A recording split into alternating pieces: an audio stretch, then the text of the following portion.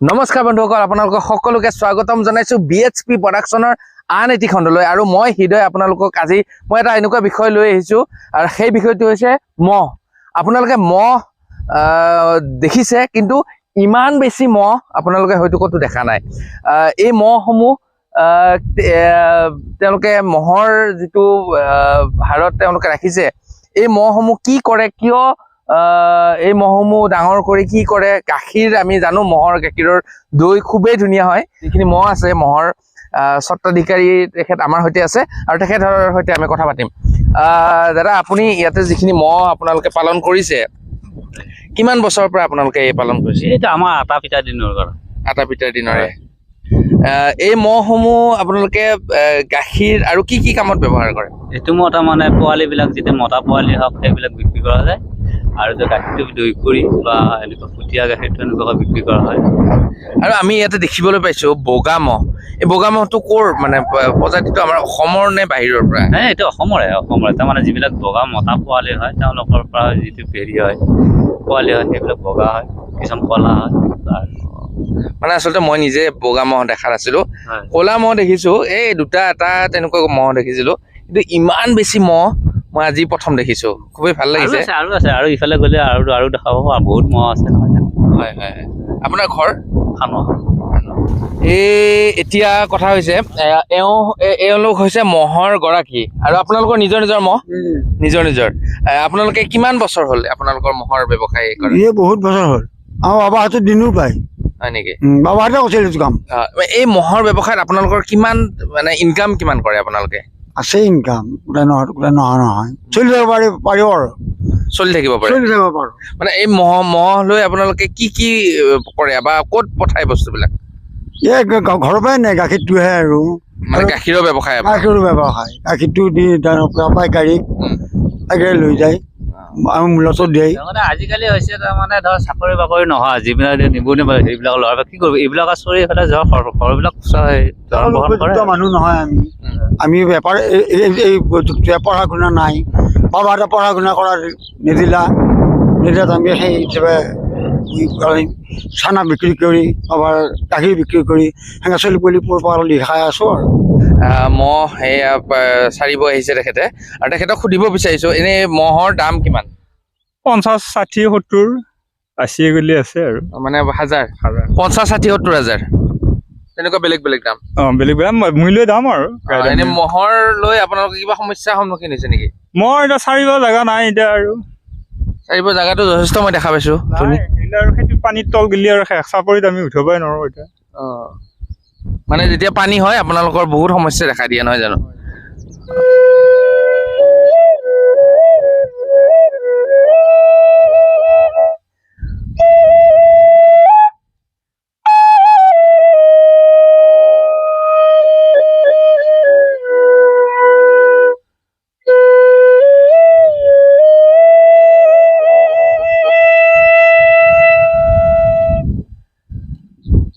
নমস্কাৰ বন্ধুসকল, পথাৰৰ মাজত এনেদৰে বাঁহী বজাই ইমান ভাল লাগিছে মোৰ।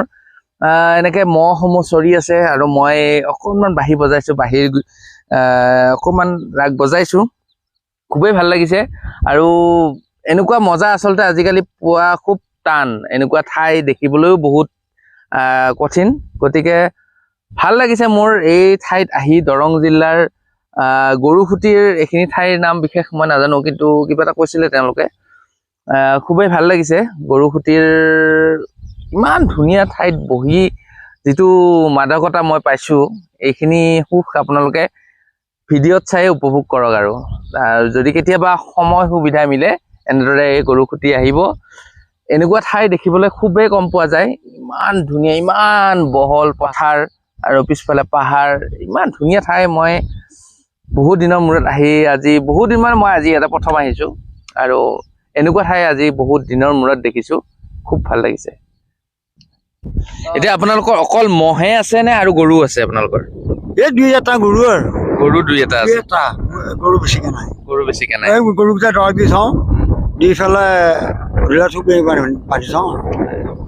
তাকে এনেই মহৰ ব্যৱসায়ত আপোনালোকে স্বাৱলম্বী হ'ব পাৰিছেনে? পাইছোঁ। আপোনাৰ মানে এই মহৰ ব্যৱসায়ৰে আপুনি পৰিয়াল চলাই আছে? চলি আছে ধুনীয়াকে চলাই আছে। ধুনীয়াকৈ চলি আছে। এই হৈছে আমাৰ অসমৰ, এই আচলতে দৰং জিলাৰ ঠাইখিনিৰ নাম গৰুখুটি। গৰুখুটি মানে আমাৰ সানুৱাৰ মানে আপোনালোকক ক'লে হয়তো বুজি পাব যে গৰুখুটি নামটো খুবেই জনপ্ৰিয় হৈ পৰিছে, কাৰণ আমাৰ হিমন্ত বিশ্ব শৰ্মা ডাঙৰীয়ে কিবা ডাঙৰ ডাঙৰ প্ৰকল্প কৰিছে, সেয়াও আপোনালোকক দেখুৱাম নেক্সট আপোনাৰ ভিডিঅ'ত।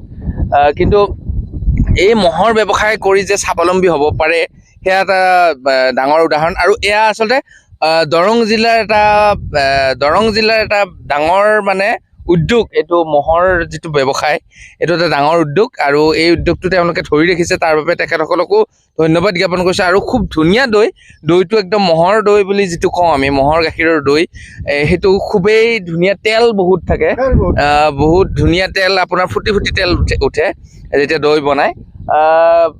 তেওঁলোকে ব্যৱসায়টো খুব ধুনীয়াকৈ ল'ব পাৰিছে, কৰি আছে, আৰু তেওঁলোকৰ পিতাৰ দিনৰ পৰাই কৰি থকা বুলি কৈছে, আজু ককাৰ দিনৰে এই ব্যৱসায়। সেইকাৰণে খুবেই ভাল লাগিছে। আপোনালোকক বহুত বহুত ধন্যবাদ জ্ঞাপন কৰিছোঁ।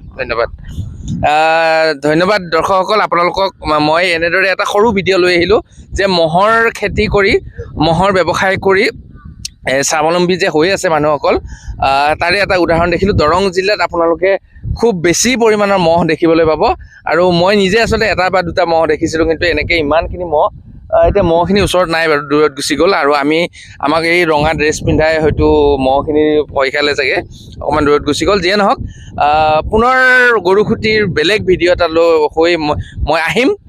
আজিলৈ আপোনালোকৰ মাজৰ পৰা বিদায় লৈছোঁ। ধন্যবাদ।